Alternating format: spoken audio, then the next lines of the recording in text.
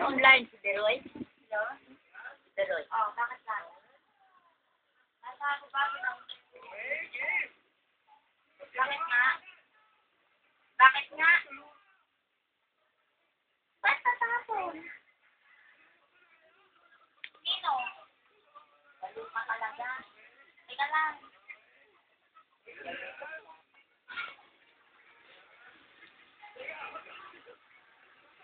Ma! Natapon na ako sa akin. Sabi nyo daw.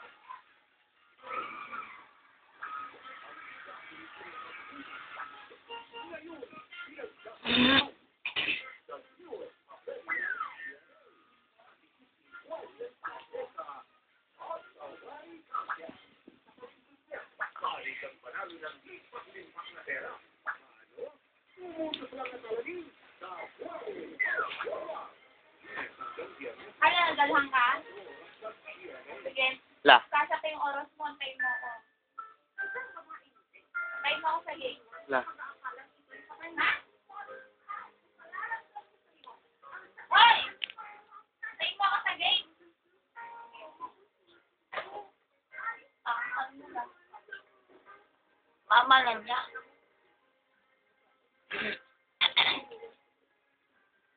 Ba't yung unlang ko? La. Tulog ko!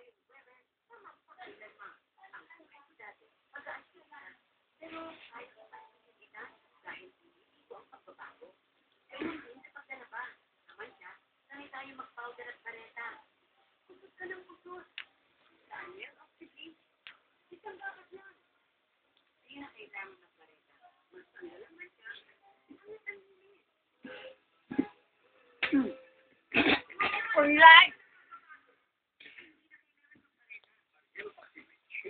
Naliligo siya. Naliligo siya eh. Naliligo siya. Naliligo na naman.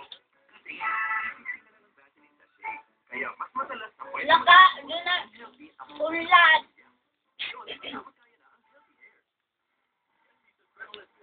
racing game. Then R1 to race the Formula One. R2 to R3 to take the power of the big bike to 288. Turn up the heat. Then R1, R2, or R3 to 288.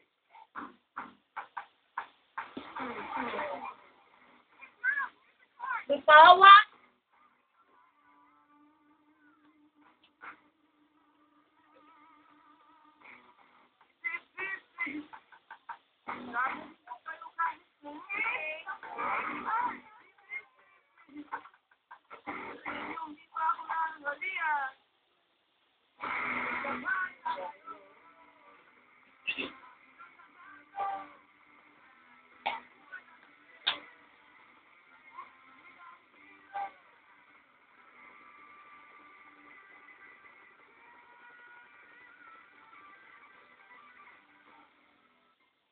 Ang pagpili nasa tamang panahon, tamang-tama ang kain.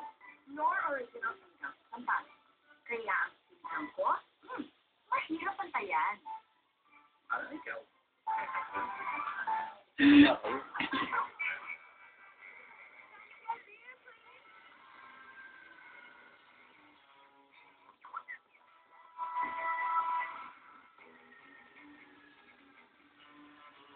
Di ba Gisli yun?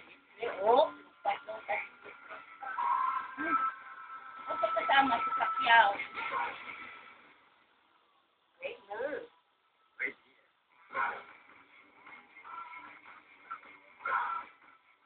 Dad believed working in a bakery was my destiny. Living with dry hair was what Mom believed. But I believe I can change my destiny. Hindi mo gati. Di ba tingting? Oo ba? Patingting may tulong doon. Gusto na ka makikita ito pa. Change your hair, change your destiny. Sunsilk Soft Touch from Unilever.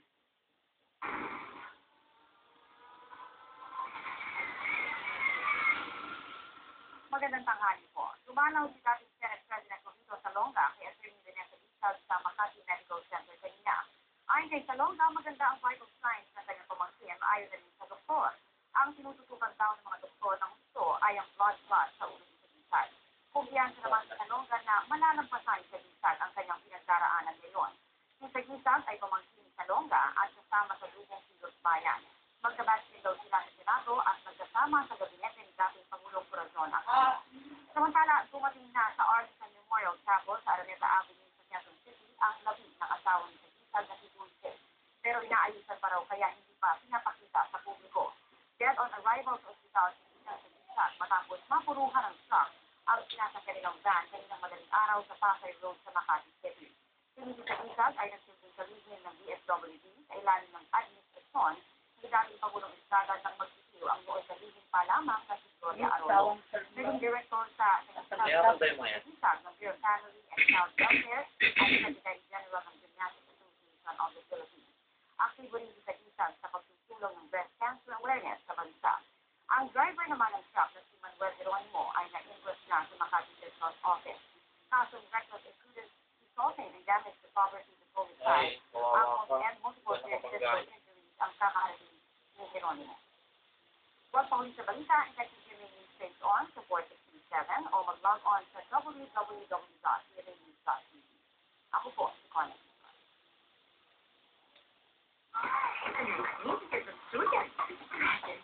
Collect 41, that's why we have it all. Have it all is a multivitamin and it has a normal cell regeneration. The next Chiron, my fat nurse degree, and just have it all.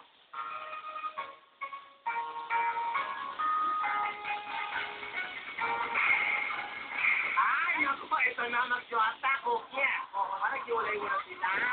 Break mo na sila. Hindi ka natin kung saan papasok ang mga check. Talaga? Dahil kung saan sila papasok sa mga tao na niya yan, Google pihin sila. Ayan na. Ayan na. Okay.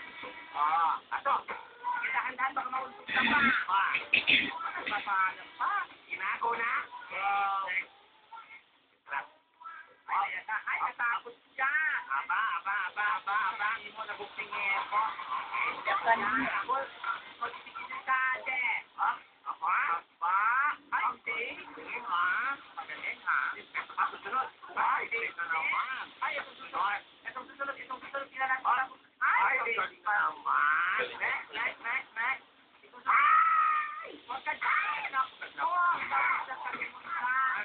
Ay, susunod. Ay, yan, susunod. Kaya ito, Cookie, palagay ko. Wow, ang galing ng mga contestants natin, ha? Barnet. Okay, let's go. Susunod. Ang bumagay siya ang kalumatan. Yan. Pakuha to Jeff po yung tubig.